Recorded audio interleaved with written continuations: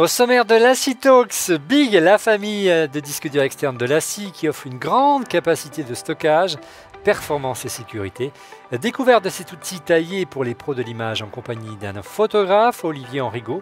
Il s'apprête à embarquer à bord du navire Polarfront pour une expédition vers les contrées de glace avec dans ses bagages un Big.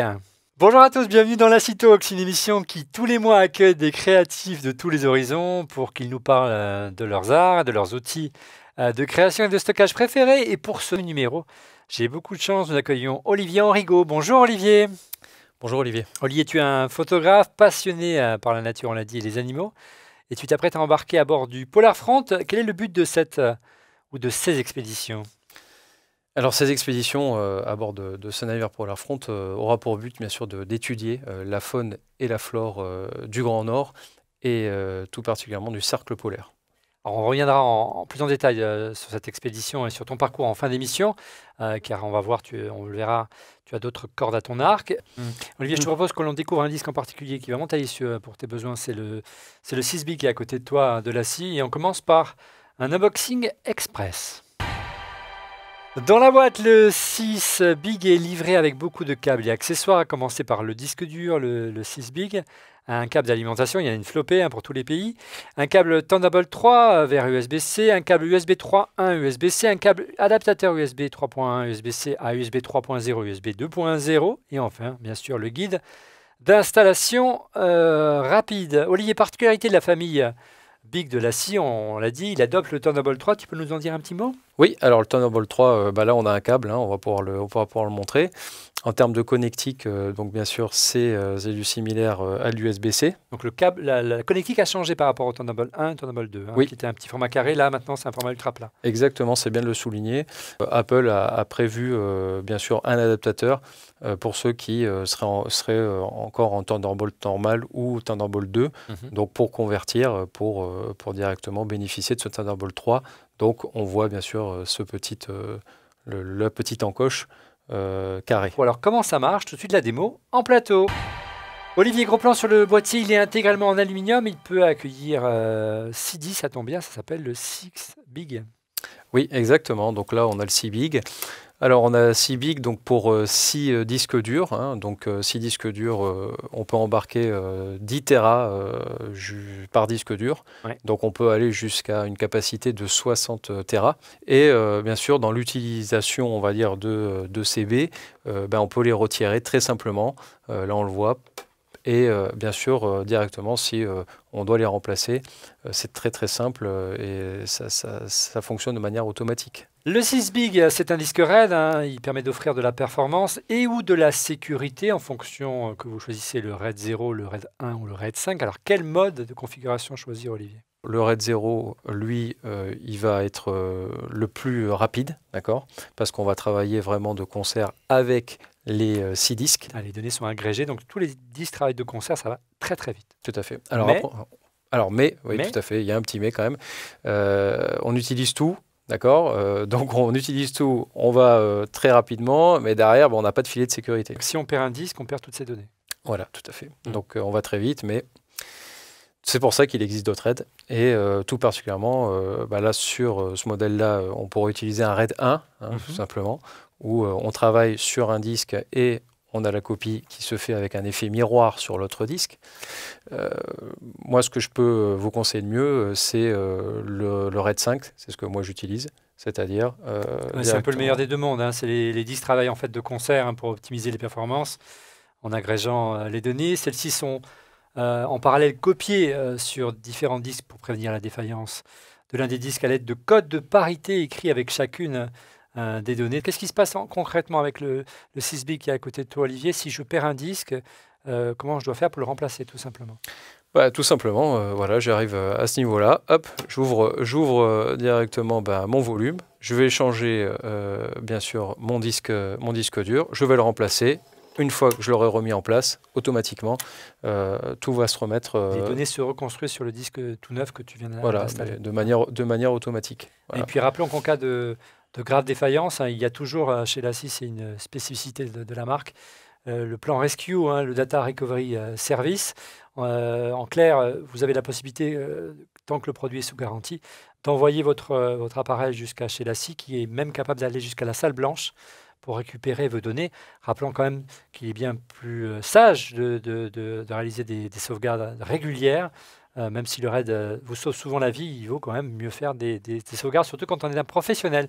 Le meilleur pour la fin, ce sont les performances, bien sûr. Hein. Le BIG, dans sa version 6, qui est à côté de toi, Olivier, affiche un débit jusqu'à 1400 mégaoctets par seconde et 2600 mégaoctets pour la version 12 bits que j'ai là. Hein. Donc, il n'y a pas simplement plus de stockage, il y a 2 fois plus de performance que la version 6 big. Avec le 12 big, pour se donner un ordre d'idée, si on doit dérocher 1 heure, on va dire en 4K en ProRes, ça va nous prendre 5 minutes avec un 12 big. Ouais. Vous l'aurez compris, la gamme Big permet de maîtriser les flux de données de plus en plus importants, générés par des caméras dont la résolution ne cesse d'augmenter. La course à la puissance ne cesse également de s'accélérer. Pour s'en rendre compte, je vous propose que l'on se rende à Las Vegas. C'est là que se tient le NAB Show, le plus grand salon dédié aux professionnels de la vidéo et qui réunit tous les grands acteurs de la vidéo professionnelle. Nous allons appeler Stéphane Jamin de la scie qui se trouve sur le stand de la scie au NAB Show de Las Vegas. Bonjour Stéphane, vous nous entendez? Bonjour Olivier, Stéphane sur le NAB 2018, sur le stand la scie à Seagate. Stéphane, quelles sont les nouveautés spécifiques à la scie que vous présentez sur votre stand cette année? Ici, on voit directement à côté de nous le théâtre, le lieu où tous les créatifs pros du groupe collectif qui vient d'être lancé présentent leur réalisation et comment ils travaillent avec les produits la scie. Donc il y a des meetings toutes les heures, des présentations toutes les heures. Ici, de l'autre côté, on voit les étapes du workflow qui sont représentées ici de manière créative. Vous voyez une caméra sur un bras, montée sur un bras, qui filme le Rugged Red Pro, qui est le nouveau produit de la scie, qui vient d'être annoncé ici. Ensuite, on avance jusqu'à la production sur site. Donc là, on voit un DIT cart avec tout le matériel présent sur le DIT cart. Donc un écran de contrôle, un MacBook Pro. Il y a même un DJI Copilot qui va permettre de copier le contenu d'une caméra RAID directement sur le produit. Et puis, évidemment, tout le matériel qui permet de le transporter, donc les Pelicases, et puis tout le 6-Big aussi qui est présent là. Ensuite, d'autres aspects du workflow, c'est évidemment quand on retourne au bureau, on édite sur l'iMac Pro qui est ici présent avec un 12 big et un 2 big qui vont permettre de faire l'édition en temps réel et de travailler avec Premiere et puis DaVinci Resolve. Ensuite, nous avons une autre station de travail. Là, c'est vraiment tous les produits Big, le Rugged Red Pro qui sont représentés ici. On le voit d'ailleurs là, avec son slot SD, sa carte SD. Donc toute la gamme Big et Rugged. Et à la fin de la présentation, il y a beaucoup de monde sur le stand. On a énormément de visiteurs. Il y a toute la partie qui concerne le Copilot, le DJI Copilot. Donc on voit un drone par exemple ici, on voit tous les produits DJI, le Rugged est présent également évidemment. Et donc une caméra Hasselblad, tout ce matériel peut être utilisé autour du DJI Copilot qui permet donc de faire l'acquisition et l'ingestion de contenu sans ordinateur. Voilà Olivier, c'était Stéphane sur le NAB cette année sur le stand Seagate et la scie. Merci Stéphane, bon salon et bon retour sur Paris. J'espère que ça vous a intéressé et à la prochaine. Allez, nous allons nous intéresser à notre personnage incontournable de la scie, l'un de ses designers. Je veux parler de Neil Poulton. Je suis Neil Poulton, je suis designer. Ça fait très longtemps que je travaille avec la scie. Et les 6 et les 12 big, c'était d'essayer de faire un serveur qui était beau. Parce qu'aujourd'hui, quand on regarde tout ce qui est serveur, en général, c'est l'espèce de placard avec une vitrine smokée qui sent ringard, que tu ne sais pas à l'intérieur s'il va y avoir une bouteille de vin. L'idée avec également, c'est de faire des produits où, en le regardant, on ne soupçonnait pas qu'on pouvait l'ouvrir. C'est presque une surprise que les produits s'ouvrent, les tiroirs s'ouvrent. C'est vraiment quelque chose qui est très important, c'est d'avoir un produit qui se refroidisse sans faire trop de décibels. Par exemple, si vous regardez bien, il y a des trous en bas de chaque tiroir qui permet l'air de rentrer pour laisser un flux d'air qui passe le long de chaque disque, avec tous les ventilos à l'arrière qui tirent vers l'arrière. Et c'est pour ça qu'il y a un châssis en alu, puisque les châssis en alu se dissipitent la chaleur. L'œil, des gens ils demandent par rapport à l'œil bleu, l'origine c'est HAL de 2001, l'Odyssée de l'espace. Parce que HAL est un ordinateur qui contrôle tout le système du vaisseau spatial et tout le voyage de nos protagonistes. Mais HAL est totalement fou. HAL a un œil rouge. Et à l'origine, c'était dans le 5-Big, qui était un serveur avec des tiroirs à l'arrière, qui avait un œil bleu. Et quand il y avait quelque chose qui n'allait pas, l'œil est devenu rouge. Comme HAL, pour montrer qu'il est devenu fou. Et donc la sérénité de l'œil bleu, ça rassure, c'est que tout se passe bien. Et quand ça tourne rouge, il y avait un problème. Mission Control, Houston, we have a problem. Merci Neil, place à la rubrique découverte. Olivier Enrigot, revenons à toi, à ton univers, à ton actualité. Tu es photographe, on l'a dit, vidéaste. Tu as parcouru le globe ces dernières années, notamment pour des reportages animaliers. Les reportages animaliers représentent une grande partie de mon activité aujourd'hui. Alors en termes de reportages photos, mais aussi en documentaire animalier, hein, donc cette fois-ci en vidéo. Et tu fréquentes beaucoup le Kenya, c'est ça, pour ce type de reportage? Oui, alors le Kenya, ça a été une de mes premières destinations, une de mes préférées. Tu as choisi de consacrer tes prochains reportages photographiques à la faune arctique et d'Europe du Nord. Tu t'apprêtes à partir pour une expédition vers les contrées de glace à bord du navire Polar Front. Peux-tu nous parler de ce projet? Je suis très enthousiaste par rapport à ce projet. Polar Front, avant tout, avant de parler des explorations, déjà le bateau en lui-même, le navire, il y a toute une histoire. C'est un navire mythique dans le Grand Nord.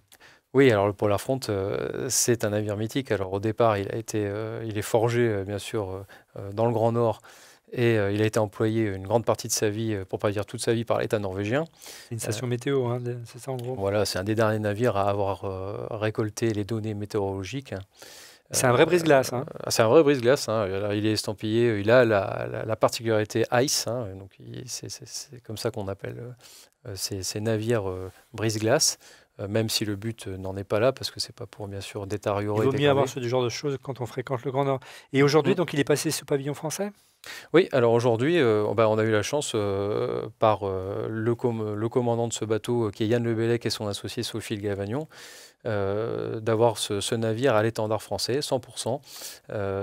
Donc ça, c'est une très bonne nouvelle pour nous. Et bien sûr, on se projette donc bien sûr sur les prochaines destinations, les prochaines explorations. Qui partiront de la Grande-Bretagne. Et fais-nous rêver, Grande-Bretagne, Norvège, les îles de Spitzberg, voilà, les aurores boréales. C'est quoi, tu veux essayer de photographier, de filmer les ours polaires cette année, c'est ça? Oui, le projet principal, ça tourne autour de l'ours polaire. Après, la faune et la flore, bien sûr, sont les principaux objectifs de ces expéditions. En tout cas, mon travail va s'articuler autour de cela. Un vrai défi logistique pour toi, d'embarquer bien sûr tout ton appareil photo et vidéo. Qu'en est-il du stockage? Alors le stockage, évidemment, je vais pouvoir, on va dire, me reposer sur ma série de Big. C'est ce que tu vas embarquer avec toi. Alors. Exactement. Il va y avoir énormément de plans quand même à tourner. Des plans terrestres, ça, bien sûr, c'est évident. Mais aussi, je suis amené à travailler avec bien sûr, les drones, donc les drones aériens. Mais on a aussi très peu parlé des drones sous-marins. C'est vrai qu'à cette température, il vaut mieux utiliser les drones que de plonger dans le Grand Nord. Tout à fait. Merci Olivier de nous avoir fait découvrir ton univers et encore une fois, bon vent à bord du Polar Front. Quant à vous, merci de nous avoir suivis. Je vous donne rendez-vous dans un mois pour un prochain Lassie Talks. Au revoir.